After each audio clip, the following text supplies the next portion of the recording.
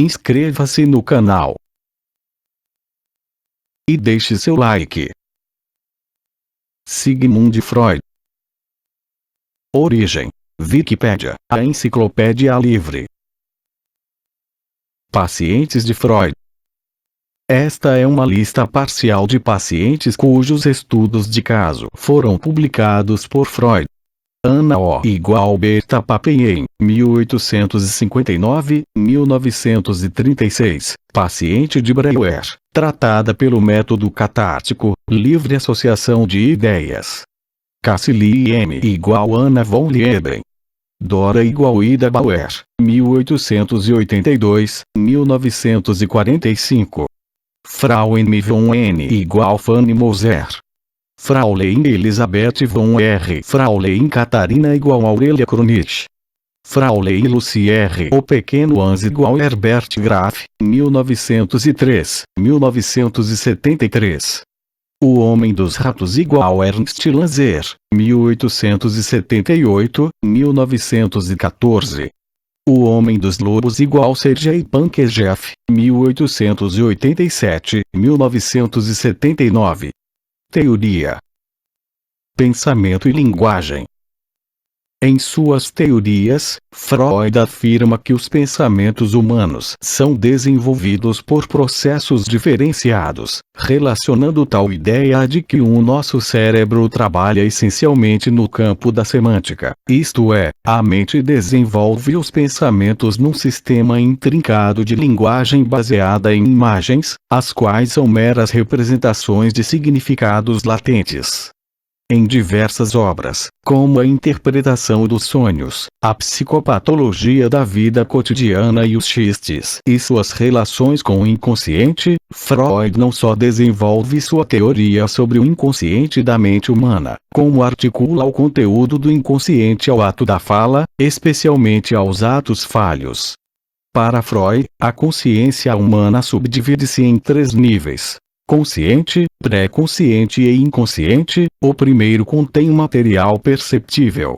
O segundo, o material latente, mas passível de emergir à consciência com certa facilidade. E o terceiro contém o material de difícil acesso, isto é, o conteúdo mais profundo da mente, que está ligado aos instintos primitivos do homem. Os níveis de consciência estão distribuídos entre as 3 entidades que formam a mente humana, ou seja, o id, o ego e o superego. Segundo Freud, o conteúdo do inconsciente é, muitas vezes, reprimido pelo ego. Para driblar a repressão, as ideias inconscientes apelam aos mecanismos definidos por Freud em sua obra A Interpretação dos Sonhos, como deslocamento e condensação. Estes dois, mais tarde, seriam relacionados por Jacobson à metonímia e metáfora, respectivamente. Portanto, as representações de ideias inconscientes manifestam-se nos sonhos como símbolos imagéticos, tanto metafóricos quanto metonímicos. Aplicando o conceito à fala, o inconsciente consegue expelir ideias recalcadas através dos xistes ou atos falhos. Freud propõe que as piadas ou as trocas de palavras por acidente nem sempre são inócuas. Antes, são mecanismos da fala que articulam ideias aparentes com ideias reprimidas, são meios pelos quais é possível exprimir os instintos primitivos. Semelhante à análise dos sonhos, a análise da fala seria um caminho psicanalítico para investigar os desejos ocultos do homem e as causas das psicopatologias. É na palavra e pela palavra que o inconsciente encontra sua articulação essencial. Deste modo, Freud cria uma inter-relação entre os campos da linguística e da psicanálise, que será retomada por estudiosos posteriores, como Jacques Marias e Émile Lacan. Fundamentos da terapia freudiana. O objetivo da terapia freudiana ou psicanálise é, relacionando conceitos cartesianos da mente e conceitos da hidráulica, mover, mediante a associação livre e a interpretação dos sonhos, os pensamentos e sentimentos reprimidos, explicados como uma forma de energia, através do consciente para permitir, ao sujeito, a catarse que provocaria a cura automática. Teoria da representação. Rede de neurônios associados. O fenômeno representacional psíquico está relacionado ao sistema nervoso humano. As representações, segundo Freud, são analógicas e imagéticas. Estas se interrelacionam através de redes associativas. As redes associativas das representações são provenientes do processo fisiológico cerebral, que se baseia em uma rede de neurônios. Esse processo ocorre através de um mecanismo reflexo. A informação parte por uma rede associativa de neurônios até chegar à região motora e sensorial. Ela provoca então modificações nas células centrais, causando a formação das representações. Enquanto elementos, as representações são originadas da percepção sensorial do indivíduo. São unidades mentais tanto de objetos, como de situações, sensações, relações. A representação de objeto, também chamada de representação da coisa, é um complexo de associações, formado por uma grande variedade de apresentações visuais, acústicas, táteis, sinestésicas e outras, de acordo com Freud. As emoções, por exemplo, são processos de descarga de energia, que são percebidos como os sentimentos. São as chamadas representações imagéticas, que não formam imagens psíquicas, e sim traços mnésicos de sensações. É preciso destacar que as relações entre as representações não são a demonstração e a manifestação dos sentimentos, dos afetos, das emoções. A relação entre os tipos de representação formam as ideias, ou seja, as relações associativas contidas nas representações de objeto, captadas pelos processos perceptivos, formam os complexos de sensações associados, dando origem a uma representação completa. Portanto, um único objeto representado na mente é constituído por seus vários aspectos sensoriais da realidade externa. Cor, gosto, textura, cheiro e coisas do gênero. Teoria do processo de pensamento. Segundo Freud, o processo de pensamento é a ativação ou inibição dos complexos de sensações associadas que tornam possível o fenômeno representacional psíquico, o que se dá através da energia que flui no sistema nervoso pelos sistemas de neurônios. Podemos distinguir, neste processamento, um nível primário e um secundário. Processo primário. Associado ao inconsciente, o processamento primário do pensamento é aquele que dirige ações imediatas ou reflexas, sendo associado, assim, ao prazer, ao emocional do indivíduo e ao fenômenos de arco reflexo. Nele, a energia presente no aparelho mental flui livremente pelas representações, do polo do estímulo ao da resposta. Processo secundário. O processo de pensamento secundário, por outro lado, está associado ao pré-consciente, também chamado de ação interiorizada ou, ainda, de processo racional do pensamento. Nele, o escoamento de energia mental fica retido, só acontecendo após uma série de associações, as quais se refletem no aparelho psíquico. As ações decorrentes dessa forma de processamento devem ser tomadas com base no mundo externo, no contexto em que a pessoa se encontra e em seus objetivos. Assim, ao contrário da energia do processo primário, que é livre, a energia do secundário é condicional, ou seja, está sujeita a quaisquer ações. Inovações de Freud. Freud foi inovador. Simultaneamente, desenvolveu uma teoria da mente e da conduta humana, e uma técnica terapêutica para ajudar pessoas afetadas psiquicamente. Alguns de seus seguidores afirmam estar influenciados por um, mas não pelo outro campo. Provavelmente a contribuição mais significativa que Freud fez ao pensamento moderno é a de tentar dar, ao conceito de inconsciente, um status científico, não compartilhado por várias áreas da ciência e da psicologia. Seus conceitos de inconsciente, desejos inconscientes e repressão foram revolucionários. Propõem uma mente dividida em camadas ou níveis, dominada em certa medida por vontades primitivas que estão escondidas sob a consciência e que se manifestam nos lapsos e nos sonhos. Em sua obra mais conhecida, A Interpretação dos Sonhos, Freud explica o argumento para postular o novo modelo do inconsciente e desenvolve um método para conseguir o acesso ao mesmo, tomando elementos de suas experiências prévias com as técnicas de hipnose. Como parte de sua teoria, Freud postula também a existência de um pré-consciente, que se descreve como a camada entre o consciente e o inconsciente. O termo subconsciente é utilizado popularmente, mas não é parte da terminologia psicanalítica. A repressão em si tem grande importância no conhecimento do inconsciente. De acordo com Freud, as pessoas experimentam repetidamente pensamentos e sentimentos que são tão dolorosos que não podem suportá-los. Tais pensamentos e sentimentos, assim como as recordações associadas a eles, não podem ser expulsos da mente, mas, em troca, são expulsos do consciente, para formar parte do inconsciente. Embora, ao longo de sua carreira, Freud tenha tentado encontrar padrões de repressão entre seus pacientes que se derivassem em um modelo geral para a mente, ele observou que pacientes diferentes reprimiam fatos diferentes. Observou, ainda, que o processo da repressão é, em si mesmo, um ato não consciente, isto é, não ocorreria através da intenção dos pensamentos ou sentimentos conscientes. Em outras palavras, o inconsciente era tanto causa como efeito da repressão. Cocaína.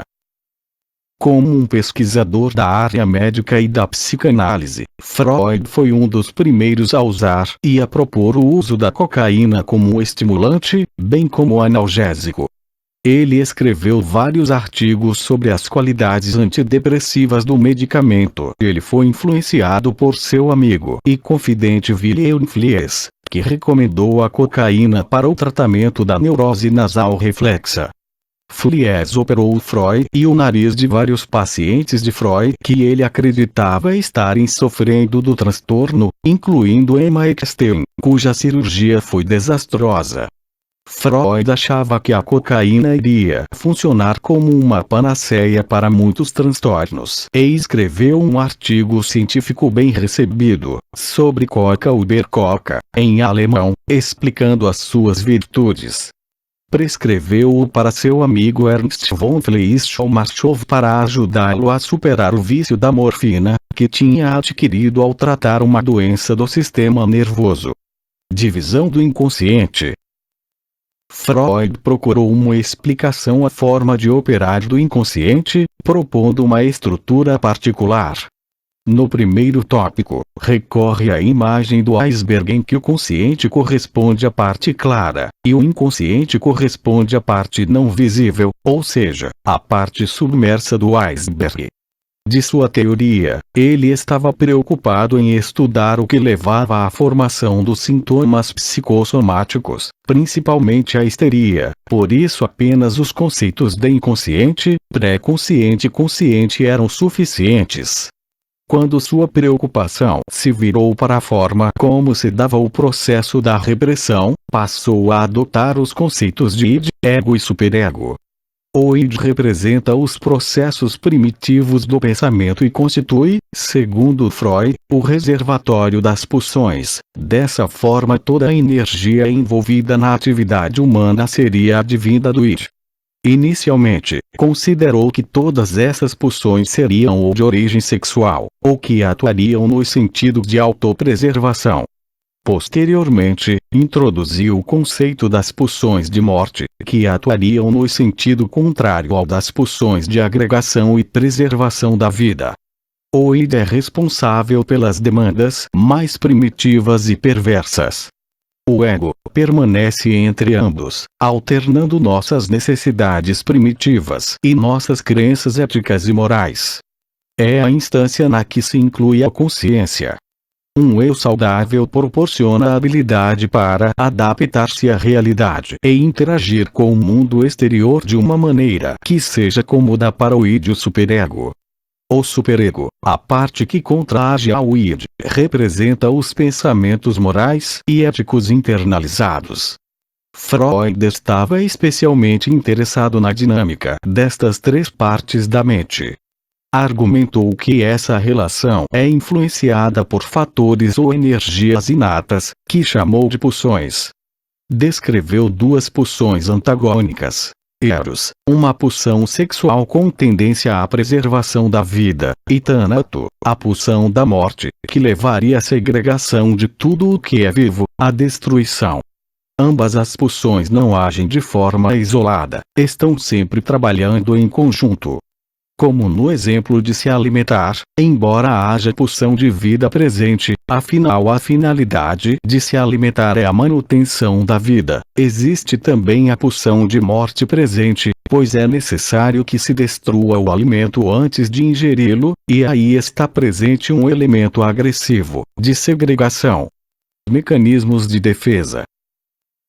As percepções de um acontecimento, do mundo externo ou interno, pode ser algo muito constrangedor, doloroso, desorganizador. Para evitar esse desprazer, a pessoa deforma ou suprime a realidade, deixa de registrar percepções externas, afasta determinados conteúdos psíquicos, interfere no pensamento.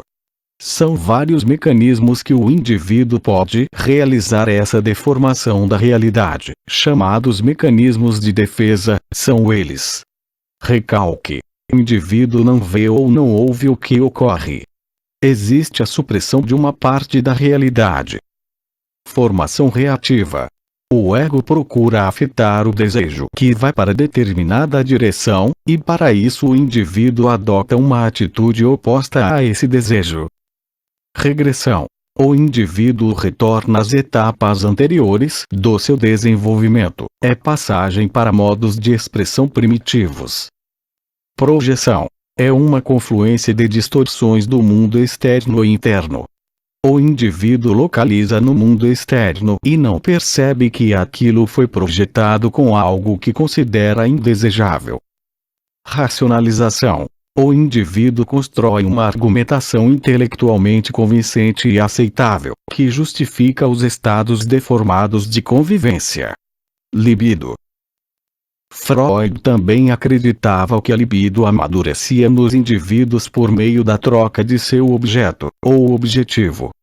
Argumentava que os humanos nascem polimorficamente perversos, no sentido de que uma grande variedade de objetos possam ser uma fonte de prazer, sem ter a pretensão de se chegar à finalidade última, ou seja, o ato sexual. O desenvolvimento psicossexual ocorreria em etapas, de acordo com a área na qual a libido está mais concentrada. A etapa oral, exemplificada pelo prazer dos bebês ao chupar a chupeta, que não tem nenhuma função vital, mas apenas a de proporcionar prazer. A etapa anal, exemplificada pelo prazer das crianças ao controlar sua defecação. E logo a etapa fálica, que é demonstrada pela manipulação dos órgãos genitais. Até então, percebe-se que a libido é voltada para o próprio ego, ou seja, a criança sente prazer consigo mesma. O primeiro investimento objetal da libido, segundo Freud, ocorreria no progenitor do sexo oposto, esta fase caracterizada pelo investimento libidinal em um dos progenitores, se chama complexo de Édipo. A criança percebe, então, que, entre ela e a mãe, no caso de um menino, existe o pai, impedindo a comunhão por ele desejada. A criança passa então a amar a mãe e a experienciar um sentimento antagônico de amor e ódio com relação ao pai. Ela percebe, então, que tanto o amor vivido com a mãe como o ódio vivido com o pai são proibidos e o complexo de Édipo é, então, finalizado com o surgimento do superego, com a desistência da criança com relação à mãe e com a identificação do menino com o pai. Freud e a neurologia. É menos conhecido o interesse de Freud pela neurologia. No início de sua carreira, investigou a paralisia cerebral. Publicou numerosos artigos médicos neste campo. Também mostrou que a doença existia muito antes de outros pesquisadores de seu tempo terem notícia dela e de a estudarem. Também sugeriu que era errado que esta doença, segundo descrito por William Littler, cirurgião ortopédico britânico, tivesse, como causa, uma falta de oxigênio durante o nascimento. Ao invés disso, Freud afirmou que as complicações no parto eram somente um sintoma do problema. Somente na década de 1980, suas especulações foram confirmadas por pesquisadores modernos. Nas últimas décadas, o modelo estrutural de Freud tem sido validado pelas pesquisas que buscam correlacionar a neurociência e a psicanálise. Os dados que verificam as descrições de Freud da segunda tópica confirmam seu lugar na neurofisiologia hoje e permanecem abertos à discussão para melhor compreensão da mente humana. Transferência. Ver artigo principal. Transferência, psicanálise. Outro elemento importante da psicanálise é a pouca intervenção do psicanalista, para que o paciente possa projetar seus pensamentos e sentimentos no psicanalista. Através deste processo, chamado de transferência, o paciente pode reconstruir e resolver conflitos reprimidos, causadores de sua doença, especialmente conflitos da infância com seus pais. Críticas a Freud. Atualmente, muitas críticas têm sido feitas ao método psicanalítico, porém, por mais que a ciência moderna avance, muitos dos conceitos estruturadores da psique humana e os resultados obtidos pela aplicação do método continuam melhorando a qualidade de vida de muitas pessoas. Nota-se que a revolução promovida por Freud abriu caminhos para estudos que antigamente se encontravam em um plano imaginário. A criação de um método clínico a serviço do diagnóstico e tratamento de doenças da psique é um fato sem igual em toda a história da ciência. Porém, é de se constatar, certamente, que, em muitos escritos de Montaigne e de Pascal, a ideia da autoanálise já era usada para explicar problemas subjetivos, usando a lógica vigente, transformando os problemas do ser e de seu inconsciente em desafios universais, com os quais todos os homens se deparam. Uma das mais severas críticas sofridas pelo método psicanalítico foi feita pelo filósofo da ciência Karl Popper. Segundo ele, a psicanálise é pseudociência, pois uma teoria seria científica apenas se pudesse ser falseável pelos fatos. Um exemplo é a teoria freudiana do complexo de Édipo. Freud afirmava que esse complexo era universal, mas com que base de dados chegou a essa conclusão? Na época da formulação da psicanálise, a sua amostra era bastante limitada. Parte dela vinha de sua experiência subjetiva, a sua autoanálise, precedendo a publicação de A Interpretação dos Sonhos, e da sua prática clínica, feita na maioria das vezes com pacientes burgueses de uma Áustria vitoriana. Ou seja, uma amostra retirada de contextos bem específicos e que não poderiam fundamentar a universalidade pretendida pelo autor. No entanto, contrária a esta afirmação, a utilização da cultura nas teorias psicanalíticas, como demonstrada pelo uso do mito grego Édipo-Rei, fundamenta esta universalidade ao recorrer à mesma situação ou conflito em diferentes contextos. Para Édipo, a Grécia do século VAC. Para Freud, a Viena do século XXDC, de acordo com o psicanalista Renato Mezan em seu livro Freud, Pensador da Cultura. Outra crítica robusta foi feita pelo psiquiatra inglês William Sargant no livro A Possessão da Mente. O autor relata suas experiências com pacientes com traumas de guerra, em que ele se deparou com situações nas quais estes se tornavam altamente sugestionáveis. O método psicanalítico, segundo Sargant, atuaria de forma semelhante a estes fenômenos, o que tornava não críveis os relatos dos pacientes que supostamente confirmavam o pensamento freudiano. Como a relação psicanalista-paciente pode provocar estados de alta sugestionabilidade, estes estariam, na verdade, expressando as crenças do próprio psicanalista. Crítica ao modelo psicossexual. O modelo psicossexual que se desenvolveu tem sido criticado por diferentes frentes. Alguns têm atacado a afirmação de Freud sobre a existência de uma sexualidade infantil, e, implicitamente, a expansão que se fez na noção de sexualidade.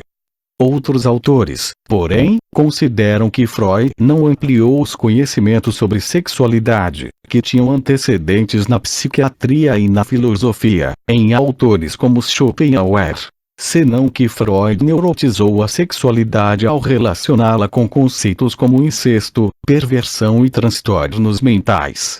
Ciências como a antropologia e a sociologia argumentam que o padrão de desenvolvimento proposto por Freud não é universal nem necessário no desenvolvimento da saúde mental, qualificando-o de etnocêntrico por omitir determinantes socioculturais. Freud esperava provar que seu modelo, baseado em observações da classe média austríaca, fosse universalmente válido. Utilizou a mitologia grega e a etnografia contemporânea como modelos comparativos. Recorreu ao Édipo Rei de Sófocles para indicar que o ser humano deseja um incesto de forma natural e como é reprimido este desejo. O complexo de Édipo foi descrito como uma fase do desenvolvimento psicossexual e de amadurecimento. Também fixou-se nos estudos antropológicos de totemismo, argumentando que este reflete um costume ritualizado do complexo de Édipo, totem e tabu. Incorporou, também, em sua teoria, conceitos da religião católica e da judaica, assim como princípios da sociedade vitoriana sobre repressão, sexualidade e moral, e outros da biologia e da hidráulica. Esperava que sua investigação proporcionasse uma sólida base científica para seu método terapêutico.